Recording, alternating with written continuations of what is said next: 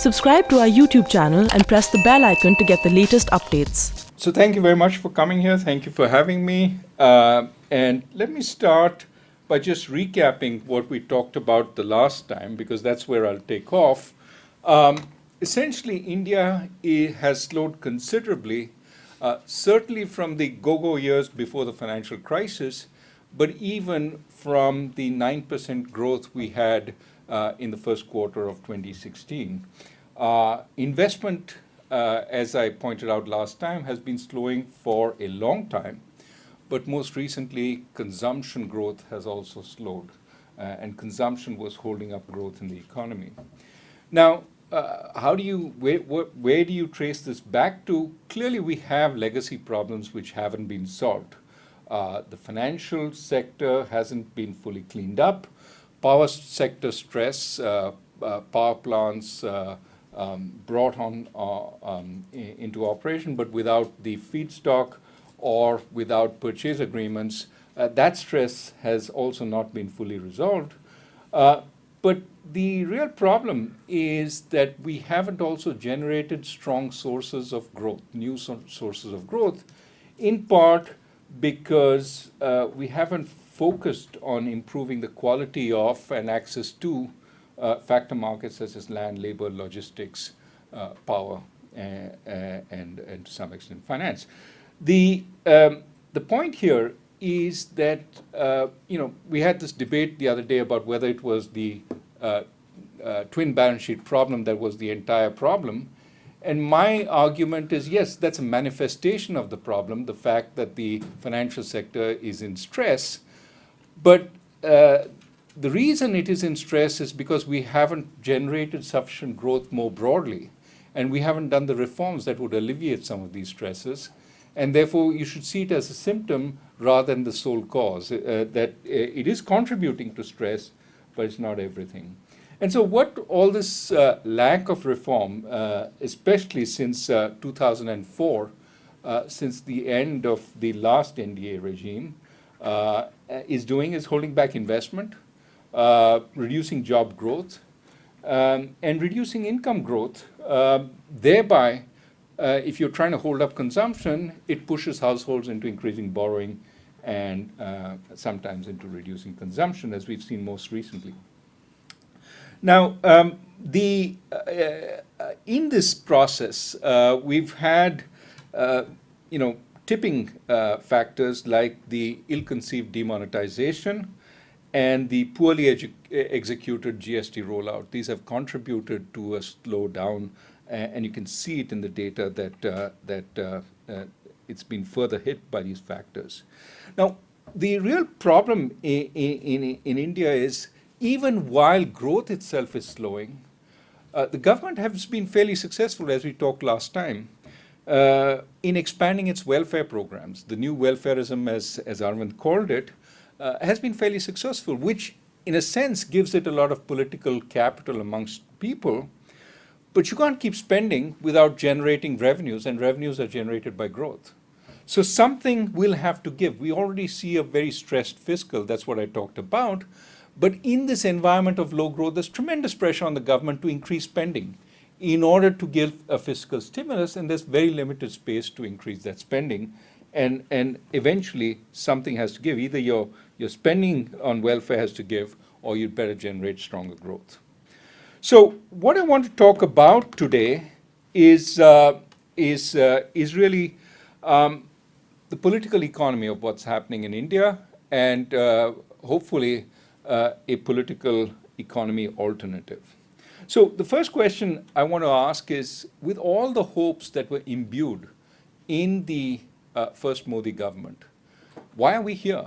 I mean, this was about growth, about jobs, also about bringing corruption down. But why haven't we had stronger economic performance? And I want to argue that part of what's going on is really this government is extremely centralized, which puts a lot of pressure on the leadership. And the leadership, to my mind, I will argue, doesn't have a consistent articulated vision on how to achieve economic growth. And I think both those words are important, consistent and articulated, because if you have everything in the leadership, everybody below has to know what the leadership wants in order to deliver that. But if it's not consistent and articulated, everybody's left guessing. What is the opinion going to be on this? What is the opinion going to be on that? And you don't get the sustained progress. I want to also talk about these other things. We'll come to that as we go along. Let us start first with why did they not do better? Why did they not do better? And to some extent, I think we've misunderstood what Modi 1 was about. The slogan was minimum government, maximum governance. A lot of people read that and thought, oh, we finally are going to strip away the power of government in India. We're going to liberalize. We're going to free the markets, free the private sector to do more. That wasn't what was meant by minimum government, maximum governance. What was meant is government will become more efficient. Government will do things in a more efficient way, but it'll do more, not less. And that's where a central misunderstanding comes in. This was about enhancing government efficiency rather than liberalizing and reducing the role of government.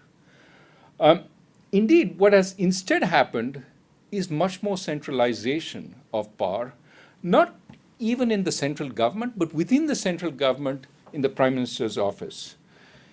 And that contrasts with significant decentralization in UPA 1 and UPA 2. In UPA 1 and UPA 2, the Prime Minister's office was much less of a focus of decision making. It was more pushed out to the ministries.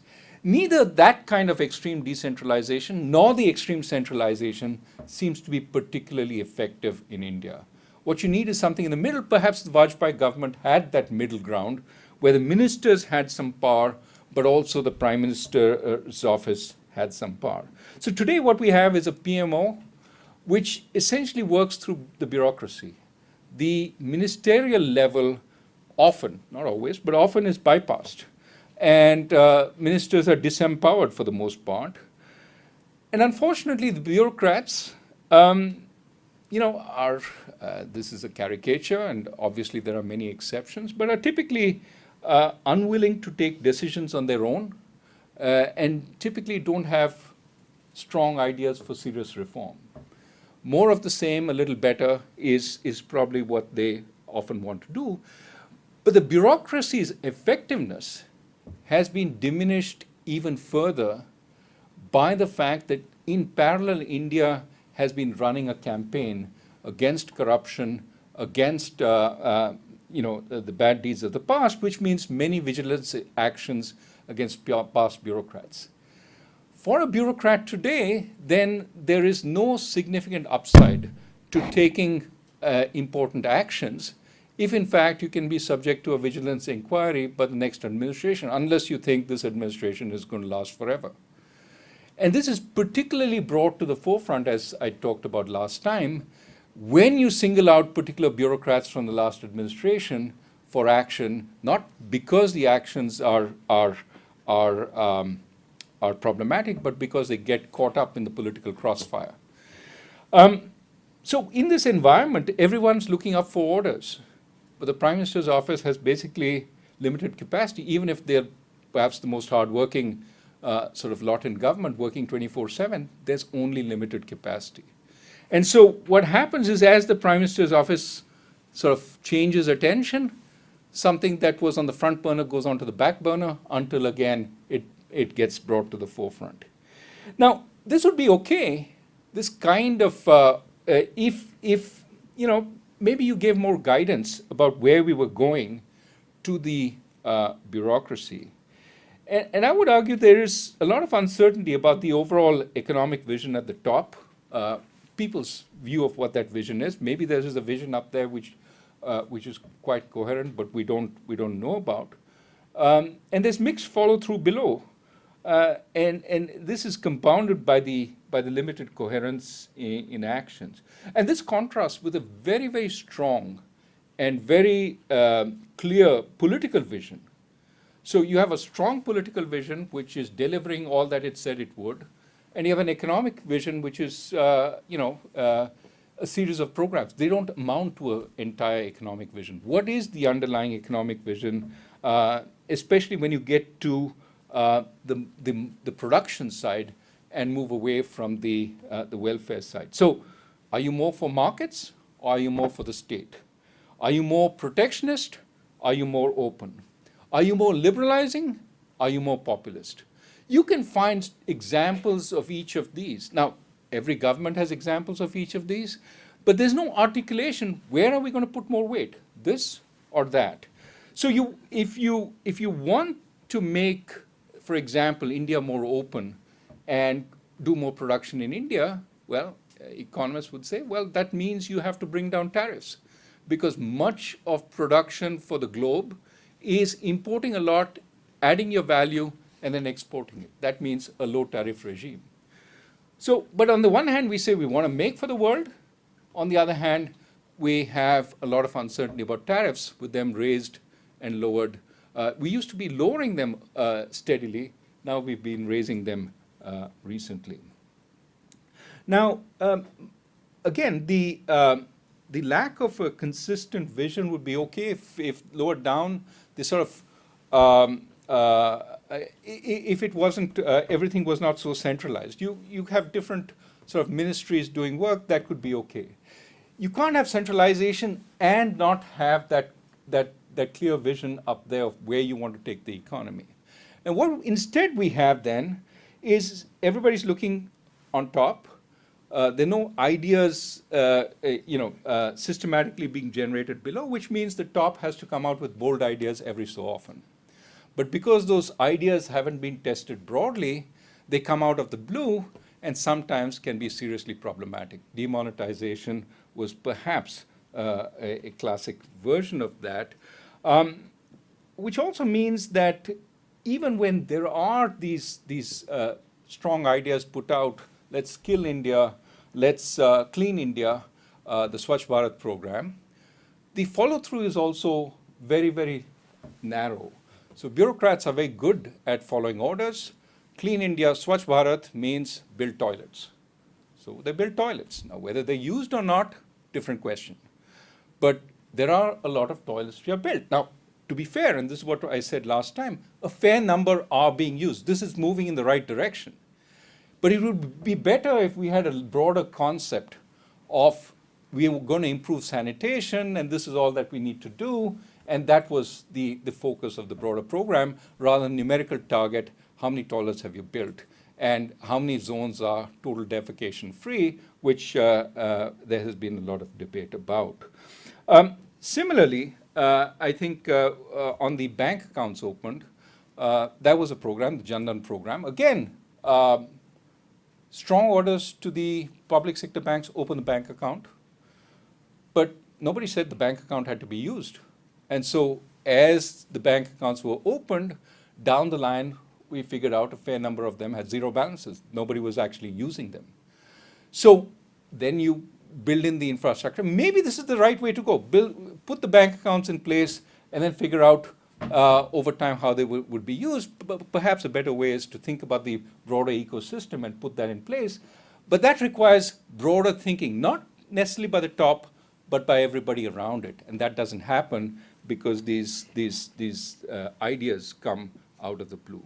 And of course, the actions can then work at counter purposes if there is no clear sense of where we're going. So bankers have been told to take commercial decisions. One of the strengths of Modi, the Modi one, was the fight against corruption.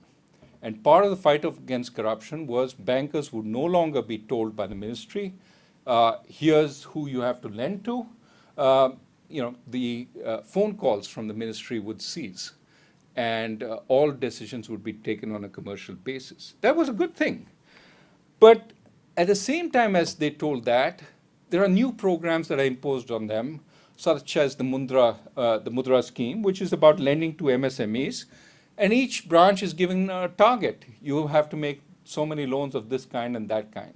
Well, once you do this, bankers are looking for direction. I can't make this commercially because I have no sort of capability to make this level of loan every time in my area.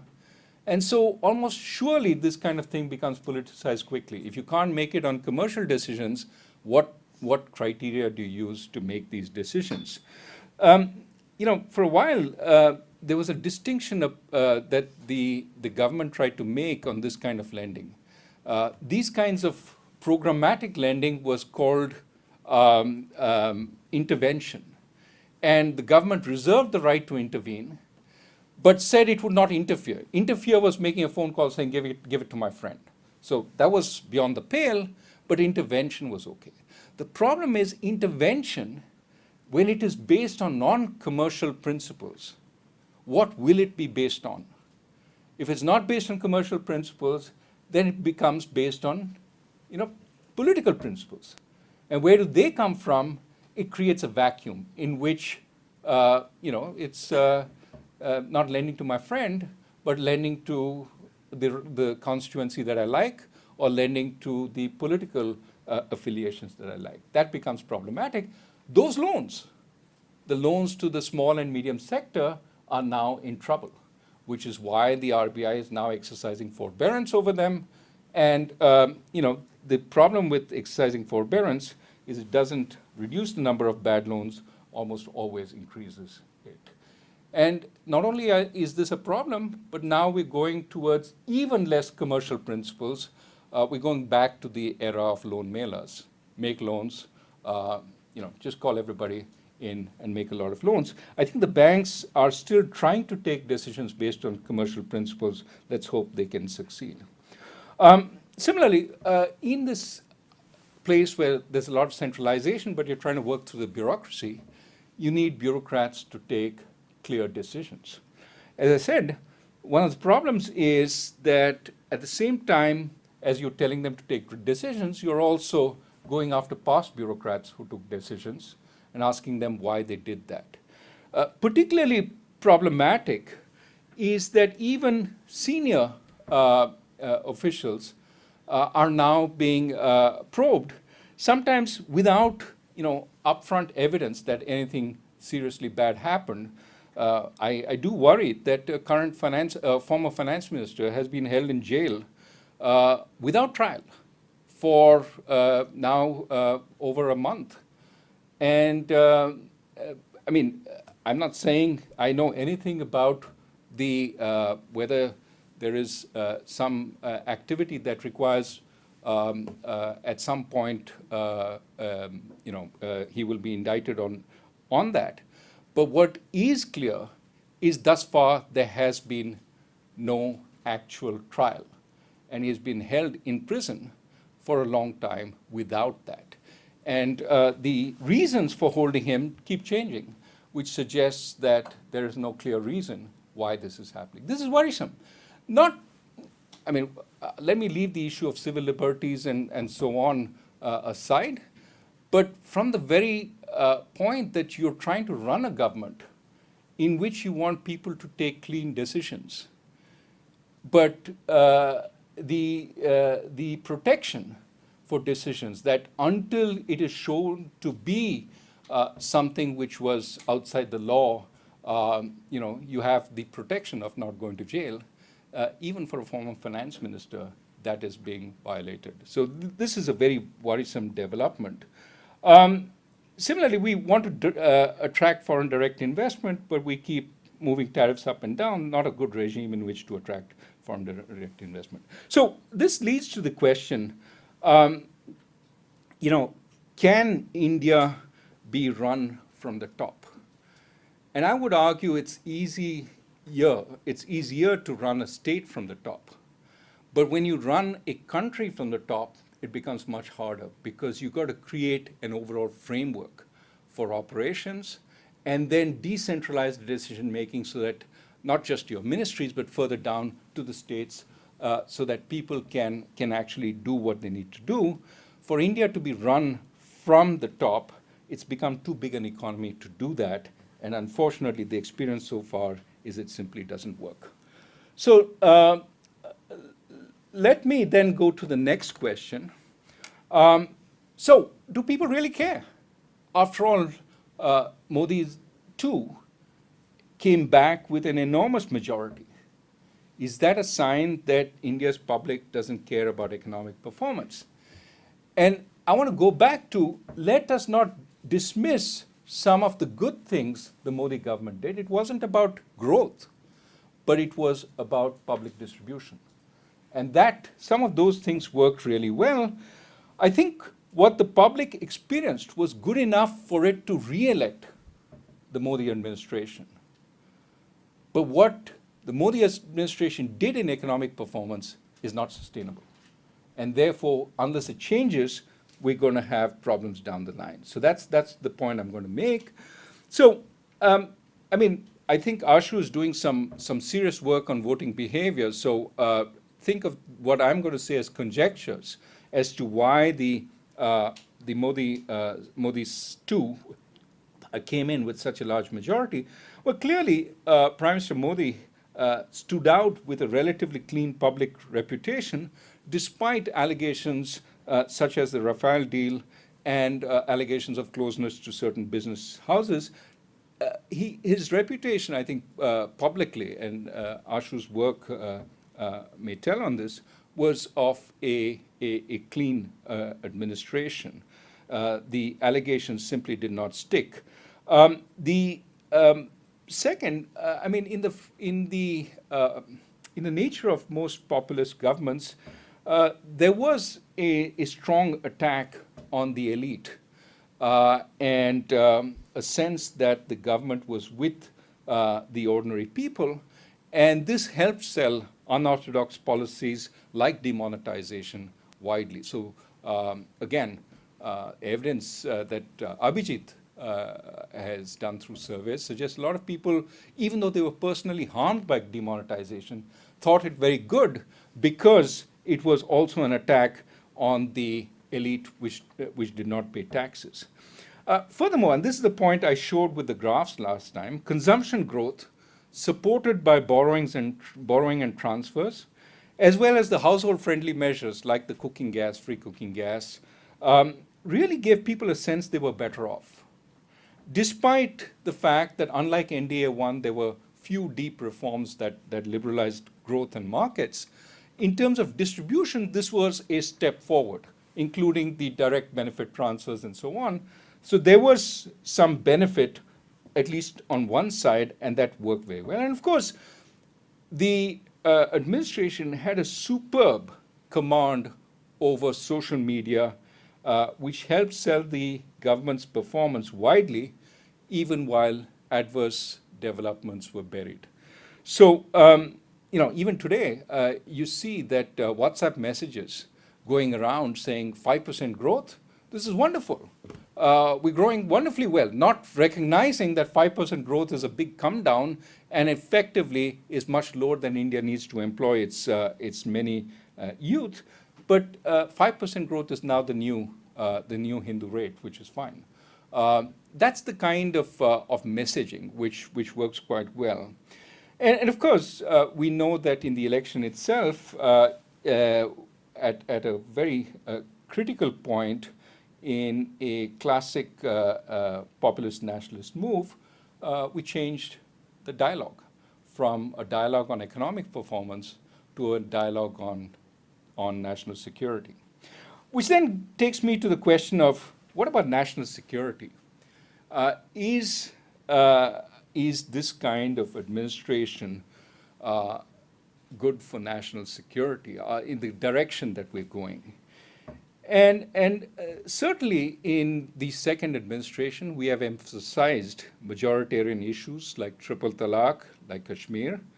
And the budget seemed to indicate that economic revival was something that was not in the forefront, that it was more these other issues.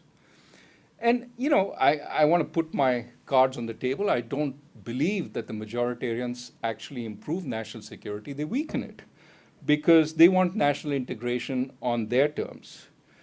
In India, this means universal imposition of Hindutva. And it sells wonderfully well with certain Hindus who believe minorities are privileged. Yet, majoritarianism, like everywhere else, majoritarian nationalism is intrinsically divisive because it labels a bunch of citizens the others. And by setting impossible terms for these minorities to be considered true citizens, it eventually ends up alienating them. And if they're a sizable portion of the population, as Abraham Lincoln said, a house divided cannot stand against itself. And I fear that this track leads nowhere good. So I would ask you, is India going to be more peaceful and strong if it engages with the protected minorities and charts a common consensus for change, or if it imposes a majoritarian wish list on them? My preference certainly would be for the former. And in fact, this was the view of India's freedom fighters, led by Gandhi, whose 150th anniversary we all celebrated recently, who believed that mutual tolerance and respect leading to internal cohesion was the only option for a diverse country like India. It was the way India led the world, by saying all of us can come together. It resembled, in a sense, the melting pot that the United States had, and this reflected considerable thought. And my fear is, by moving away from this paradigm, we do not bring national security. So let's put these all together. Economic strength, national cohesion, and national security. Reality is, a lot of Indians feel very proud when they see their leaders being feted across the world, being celebrated by the US president, meeting on equal terms with Xi Jinping and with Putin. But the reality is, people respect Indian leaders, not because necessarily of the force of their personality, that may help, but because they represent a 1.3 billion strong market democracy that is growing fast. I want to underline market, democracy, growing fast. All those four words are important for respect. If we weren't growing fast, we would not be so attractive to people. If we were not a democracy, many of our traditional friends would get worried. And if we were not a market economy, I think there would be questions about both growth as well as democracy. So any change in the underlying words will quickly change the reception, India's reception and its friends in the world, and certainly returning to a slow pace of growth will almost surely ensure that, but also give us much less ability to defend ourselves against external threats of domination. So in the long run, it seems to me that internal cohesion and economic growth, rather than divisive populist majoritarianism, will be India's route to national security. So all this majoritarianism may certainly, for a while, win elections, but it is taking India down a dark and uncertain path. So let me go next to, let's try and ask, can this be good for India? The majoritarianism which is leading gently to authoritarianism. Can it take us in the right direction? And I would argue that India is better off strengthening its democracy and decentralizing rather than going in the opposite direction. And let me explain, because there is is this where I'm? Yeah. You've been on this slide for some time. No, this is the third one. Yeah, I'm on this third point. Should we be building? Yeah, this is a different presentation from the numerous slides I presented on. That was empirical. This is theoretical. So far less to more observations. So there is a real question of what kind of political model works in India, right? And if you look at Asian economies, which are probably the closest comparison, many Asian economies were much more autocratic when they started growing. And they typically did catch-up growth. And catch-up growth is quite compatible with centralized direction because there is a path. You know what the path is because others have trodden it. And you know how to walk along that path. Typically involves substantial investment in infrastructure. Construction is a big part of growth during that phase. Involves heavy industry, all that stuff that we are familiar with from the East Asian economies. And usually governments with limited capacity, of which India is one, find it very hard to grow while respecting democracy. If you want to acquire land in a democratic fashion, respecting the democratic rights of the people, it requires significant government capacity. It requires a first world capacity. Try building a highway in this country, you'll have many NIMBY movements. It requires a lot of subtle maneuvering, but a lot of also work by the government. So democracy requires fairly capable governments, especially at the stage of growth where you have to build. And so India's found it hard to build. We found it hard to build infrastructure because every time we try and put stuff into the ground, there are protest movements about, this is my land, how can you take it away without appropriate compensation? And even when you compensate, there are further debates to be had. So many East Asian economies democratized only after they got to middle income and as they approached the productivity frontier. That wasn't a nice turning point. A country like Korea or a country like Taiwan. And why did they democratize as they passed middle income? One possibility is more educated masses demanded democracy. Another possibility is that as you get closer to the frontier, you need more innovation. Innovation requires debate and free speech, and that was why they democratized. A third possibility is that as you get closer to the frontier, you need to liberalize, expand markets, and competitive economic markets require competitive politics and vice versa. Happy to elaborate, but there are various theories as to why democracy accompanies wealth and vice versa. Not in every case, but a very strong correlation. And so the question is, what are the forces that drive that? We don't quite know. The fact is there are no rich countries that are not democratic, except for the oil kingdoms. And one could argue a little bit about some of the small sort of open economies like Hong Kong and Singapore, but really any large country that is rich is typically also democratic. So could we not do the following? Let's become authoritarian, get to middle income, and then we switch. We become democratic and become, do the Asian path. Why don't we follow the Asian method? And the arguments for this is India is still relatively poor, needs infrastructure. Authoritarian government can build roads and bridges while stifling political protest and land expropriation. It can also suppress domestic interest rates, lower commercial lending rates to favored industries, and intervene in the exchange rate to foster export-led growth. And some element of this is always out there in India as something the government should do.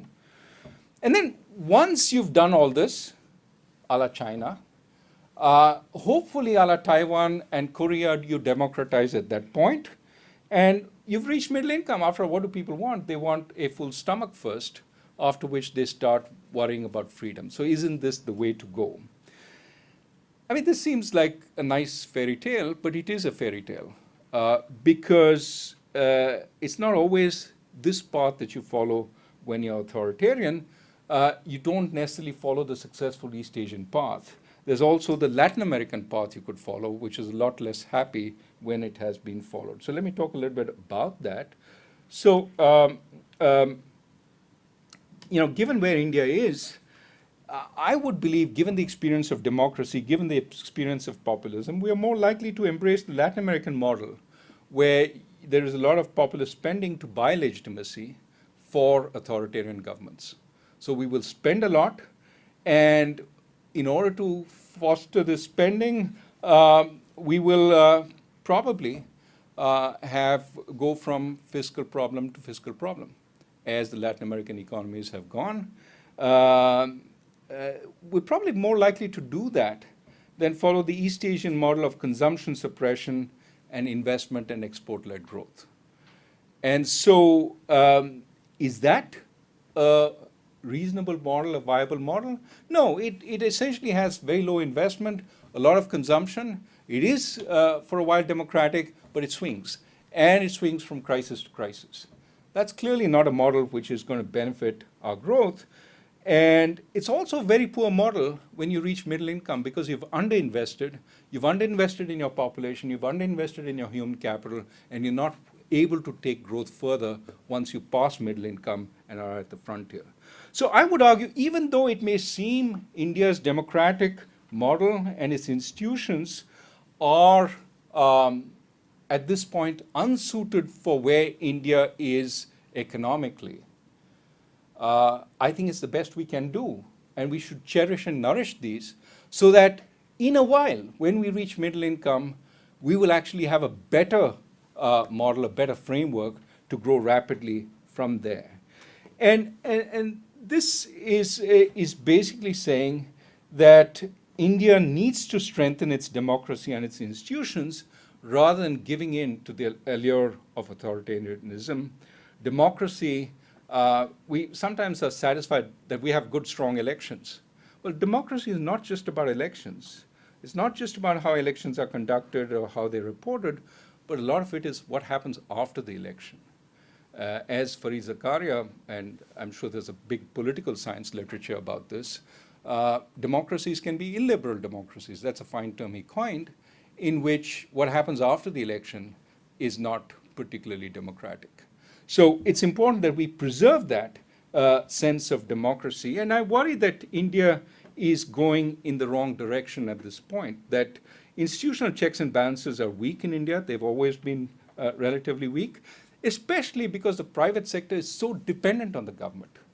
It's hard to imagine private sector entities like the New York Times, Bloomberg, or the Washington Post, which conduct investigations of the administration. It's hard to imagine that in India, where the government has the power to essentially take away the private sector's profits, either by sort of changing who it favors, by reducing government advertisements, say, to the press, but also through very targeted investigations, because the problem is that every government in India, because of the weakness of these institutions, every government with a massive majority runs the risk of becoming authoritarian. This was as true of Indira Gandhi after her win in 1971, as it is true of the Modi government in 2019. That this risk is ever present. And the key to whether the government actually succumbs to this temptation is whether it erodes checking institutions or strengthens them. And unfortunately, recent actions don't inspire a lot of confidence. For example, investigative agencies and tax authorities seem to suddenly find great interest in opposition leaders just before the relevant state election. Why most of the potential evaders and problematic politicians are only in the opposition and not in members of the opposition who pledge allegiance to the ruling party is unclear. It certainly seems that it's not entirely unconnected to their political affiliations. The Election Commission in this election, certainly there has been some discussion about whether it was neutral. What is worrisome is one of the commissioners who dissented against some of the rulings of the Election Commission now suddenly finds that his wife is subject to a tax investigation. Even the high judiciary, which was so active in the past on pretty much any issue, has been strangely silent in the constitutional issue of whether the changes in Kashmir are actually warranted or not, and whether the continuing restrictions on a sizable number of citizens there is okay constitutionally. I mean, these are issues where our institutions should be able to come to the fore.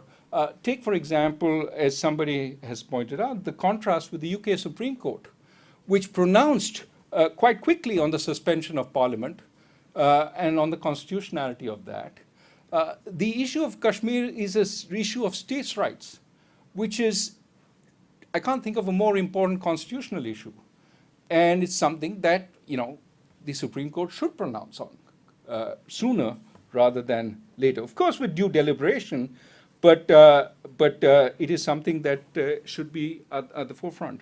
And in addition to this issue of the liberality of Indian government, in addition to the administrative centralization, we're seeing some constitutional centralization.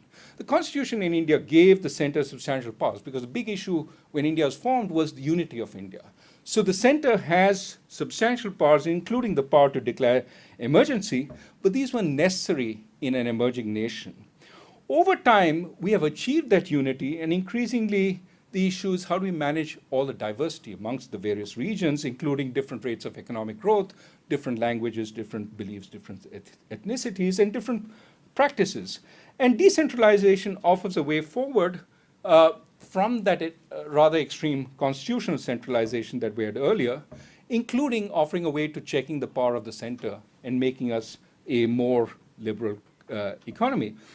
And recently, typically in the past, we've seen a growing decentralization. Every finance commission, for example, tended to give more funds to the states, and within the states, push more funds to the to local government. But recently, we've gone in the opposite direction. We've already talked a little bit about Kashmir. Kashmir was converted from a state into a union territory, which is much less empowered than a state, and converted by the center. We still have to hear about the constitutionality of that particular action. The terms of reference of the 15th Finance Commission, this is the latest one which is going to opine on the share of resources of the center versus the state, are such that they seem to, at least a prima facie, favor the center, including, for example, giving the center the right to decide whether a state merits some of the funds that are devolved to it based on certain conditionality. This is something that the former RBI governor, Y.V. Reddy, who led the 14th Finance Commission, has been very strong about, that this is not the center's money to decide whether to give or not. This is a grant of this is a decision by the Finance Commission, and the center can't hold it back. So there is a creeping centralization, including in the center a much greater use of cesses. There's an interesting idea in India that cesses, which are essentially a tax, remain with the center. They don't have to be shared with the state. So increasingly, more and more of the fiscal revenue is determined by cesses. Some of you who pay Indian taxes may see I pay 30% tax, but then there's a surcharge and a cess and something else which raises my tax rate considerably. And the reason for that is all that goes to the center doesn't have to be shared with the state. Now there are arguments that the defense budget should be paid out of revenues first, and then the rest will be divided because, after all, the states benefit from defense. So all sorts of arguments now to reverse the devolution of funding to the states, again a worrisome sign of the creeping centralization. Let me then go to my last point, which is going to be a little longer. So what can we do in reviving growth? After all, stress is always an opportunity for change. How can we strengthen that political economy model of democratic decentralization that India, in my view, would benefit from? And how can we move to that? I think, so here's my wish list. Obviously, you need political power to do this, and it's not clear that the political power is moving in this direction. But my wish list on the political front would be to go back to our trend. We had a trend which we have moved away from, which is greater democratization and greater decentralization. So, for example, the institutions that are critical to democracy, we need to further move to politicize their appointment, the appointment of their leadership, and reduce interference/intervention in their functioning. There's no more important institution than the Supreme Court, but also investigative agencies and bodies like the CAG, the CBI, the CVC, the CIC, lots of C's, you know what I'm talking about, including the vice chancellors of various universities. Universities are an important source of independent ideas. And to politicize their appointment is to reduce the flow of ideas to something which is more politically convenient and can be problematic more longer term. And of course, I've already talked about the need to go back to the path of devolving funding from the center to the state, but also from the state to local bodies. The states also have been remiss in not pushing funding down to the local bodies, and it's important that we not only devolve funding, but we also try and devolve powers based on the principle of subsidiarity, move powers to the lowest level which is capable of handling them effectively. That's important because we need our municipalities to clean their streets, to build the relevant infrastructure, to do everything that you wish modern cities would do, but often they don't necessarily have either the funding or the power to do what is needed. This also increases the public's ability to hold the government at every level accountable. And the more localized it is, the more we can see what the government is doing and can object. Local police, for example, paid by local funds, will be much more sensitive to local needs than, for example, if the local police is essentially employed by the state and responds to commands from the state capital rather than the locality. Of course, you have to have a more engaged public which monitors all this more effectively. But first, we have to start doing this, and I think a lot of work on Panchayati Raj suggests it has been on net a positive. So let me end by saying all this implies that not only do we have to perhaps try these political changes, but we also have to ensure that our economy reflects this kind of broader democratization as we reform it to enhance growth. And I would argue that if we focus on reducing the government's ability to arbitrarily interrupt, facilitate, investigate, or fund economic activity, we will also help the process of democratization and decentralization. So let us make economic changes that help this process. And most immediately, I would say this involves a bunch of things. I'll talk more detail about the items in red. Let me just quickly walk through this. If we were to deal with economic problems today, we would start by dealing with the stress sectors. There's no point offering more stimulus in the economy if the stress sectors hold back any possible economic growth. And by stress sectors, I mean things like real estate, construction, the banking system, the non-bank financial system. These are areas that need immediate attention, the power producers and so on. Second, we need to liberalize the economy so that it can actually generate stronger growth and growth with more productivity, which is improve the functioning of our factor markets, market for land, market for labor, the financial market, even the market for the right laws.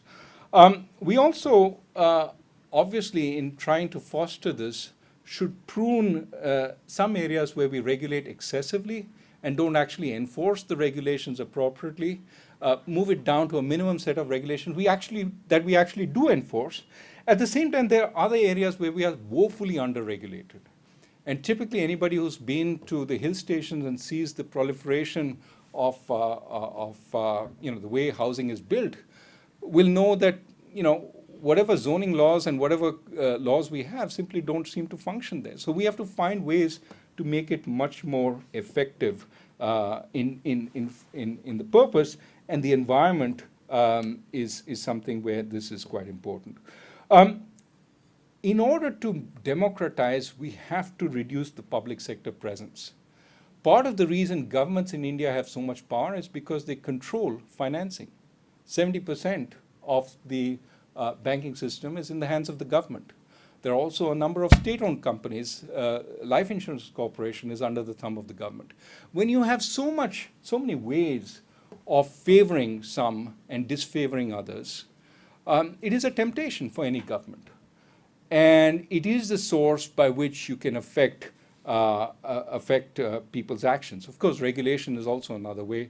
The ability to raise tariffs, lower tariffs, the ability to investigate people with tax investigation. All these are ways you can do it, but we need to reduce the arbitrariness of these ways, and that will make India far more democratic, but also far more amenable to growth. So we have to re-embark on steadily reducing trade barriers and tariffs, keep them relatively low, keep them relatively predictable, That will bring more foreign direct investment. Yesterday I showed foreign direct investment hasn't budged over the last, in fact, since 2007, 2008, it's pretty much at that level at its peak. And this contrasts with other countries at this phase of growth, which attract a tremendous amount of foreign direct investment. And finally, we have to worry about the fisc. There's a sense sometimes in India, the fiscal doesn't matter. Let's just pump more, let's spend more and not worry about the fisc. One of the things India has done well over the last few decades has been run a reasonably tight ship. We have populist pressures, but we've reversed them in times of trouble. One example was in 2012, when Mr. Chidambaram came back to the finance ministry and tried to narrow the budget deficit. And some of that narrowing helped us during the taper tantrum. And certainly the process of fiscal consolidation has helped us in the last few years. We need to be careful about the fiscal and bring it back to the path. Let me spend the last 4 or 5 minutes on specifics in these areas. How do we deal with stress sectors? One of the big problems in India is the spread in problems in the financial sector. Today, we have non-bank financial companies which are distressed because they have distressed loans to construction companies, real estate, infrastructure. There's a temptation to say these are private sector firms, let's close our eyes. Some of them will go bust, some of them will survive, not our problem. Let's just provide liquidity and the system will take care of it. Reality is there is a solvency problem in some of these entities. And while there's a solvency problem, it's not clear which entity has a solvency problem and which has not, and what the contagion possibilities are, there will be a constant attempt to guess who it is and what their problems are. This is going to make the sector fragile.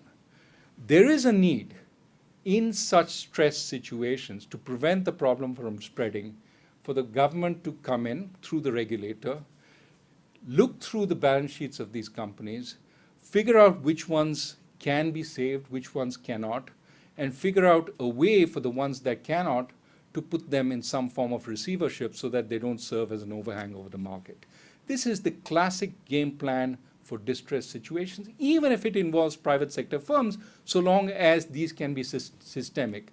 Given that non-bank finance companies are 17% of the economy, you can't avoid doing this. If you do that, if you keep avoiding it, eventually the problems will spread more widely. Unless the government is completely sure that each one of these stressed companies is isolated from the rest of the system, it's extremely important that you do that search and rescue. By all means, by imposing losses on the private sector shareholders where necessary. If the firm is insolvent, they should be wiped out. But you cannot let what sometimes is called a zombie institution continue operating for fear that the risks that are created by this institution spread through the system. You cannot stay assured saying we've provided liquidity. That's not enough. You have to go in and provide additional supervision. And that sometimes means some of these companies are sitting on vast amounts of, say, unsold apartments. In order to protect the system, it may also mean holding these apartments off the market till prices stabilize, or selling them at a reasonable rate so that you don't upset the market and create yet more turmoil. This is a classic fire sale situation. If all the stressed assets were unloaded on the market, it could collapse prices. And that would make the problem potentially worse. So you want to have a good sense of what fundamentals should be. That's something which is not beyond the capacity of our regulators. And start a process of taking some of the stressed assets off market, but releasing them at a reasonable pace. Now, in all this, the fear that governments have is that some of these decisions are going to be arbitrary. Some of them are going to be the source for future governments to accuse you of shenanigans and investigate the process and send the CBI and the et cetera after you. But this is governance. Governance is about taking hard decisions. You have to make it as transparent as you can, but you cannot avoid hard decisions. And that's something the government has to do. There are other stressed sectors. Agriculture is stressed, power is stressed, banking and non-bank finance companies are stressed. Abhijit and I, along with 11 other economists have written a whole book on this. And, if you want some of our thoughts, go ahead and read that. Let me move to the second issue, the functioning of factor markets. The reform of the labor market and the land markets seem to be an elite project. Or this is something only economists worry about. Well, we worry about it because that's the source of sustainable growth. If you don't have a reform to the labor market, you have what Arvind Panagaria always complained about. He was the former Niti Aayog chairman, that India has very many small firms which are not very productive. We need larger firms which are much more productive. For that, you need to be able to hire. And the problem is, as you grow in size, your ability to fire diminishes. People get more, your employees get more rights. What India needs to do is move from this dual contract, contractual relationship with labor where you hire and fire at any time. They have no rights whatsoever. And permanent labor who have all the rights, you can't fire them. We have both those, nothing in the middle. It does seem that India would better off grandfather the guys who have permanent jobs, but find a way that you move the guys with temporary jobs, contractual jobs, to more security by giving them multi-year contracts and building up their stake in the firm by, for example, increasing severance pay over time. So there are things you can do to improve the labor markets even while adding more flexibility, things that would improve job security, would not ensure everybody a permanent job, but would get people something much better than they have today, which is really contractual uncertainty. Land markets, and then I'll end. Land markets also need to be improved. One of the biggest stumbling blocks in India is acquiring land. Now, we are a democracy. We need to acquire it in a fair way. But there are lots of ideas on acquiring it in a fair way which give the person who sells the land substantial revenues in the future, land sharing agreements, agreements where you develop, you take 5 acres, develop all 5, give back 2 to the farmer or whoever you've taken it from. Many of these work, but we need to find best practices here and not get stuck in an equilibrium where we can't buy the land that the farmer actually wants to sell.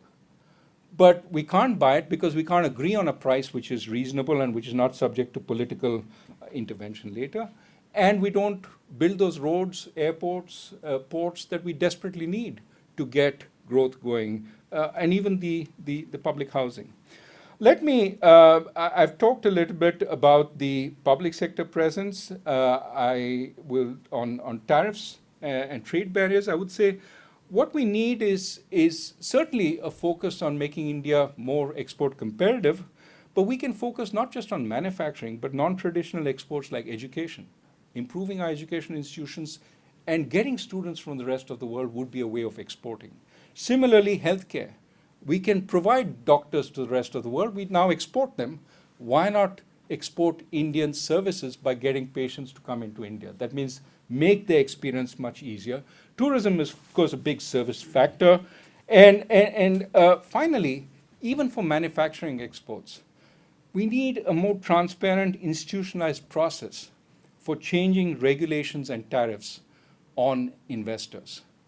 Today, it's on a whim and can be changed overnight. This was the complaint that Amazon and Walmart had. They thought they were buying into a particular regime and started investing on that basis, and the rules got changed on them overnight. We need a more transparent process for this. So let me end by asking, does this help the process of democratization? Now, I would argue if we follow this process by liberalizing more, going towards a government with more checks and balances, a more market-driven economy, not only will the private sector become more efficient and independent, it will become more of a check on the government as in this country. Now, I'm not saying the private sector in this country is perfect. I'm just saying in industrial countries, there's a power which is independent of the government. That is the private sector, and that's a good thing. Moreover, you will have foreign investors who will flock in bringing new technologies and capital, and even the need to keep them interested and engaged will also be another check on government policy. So my sense is all this works together, not at odds with each other. And so I basically conclude by saying that well, this is what I just said. Economic adversity is a terrible thing to waste.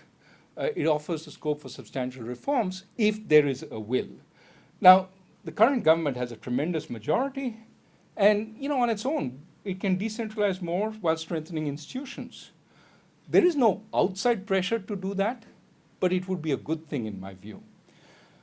Where there is pressure is to revitalize growth. And if it does this relying on market forces, which seems to me the best way to do it, this will help further democratize India. Alternatively, it can stay on the current course, and it may be that the political success may divert attention from the growing economic stress.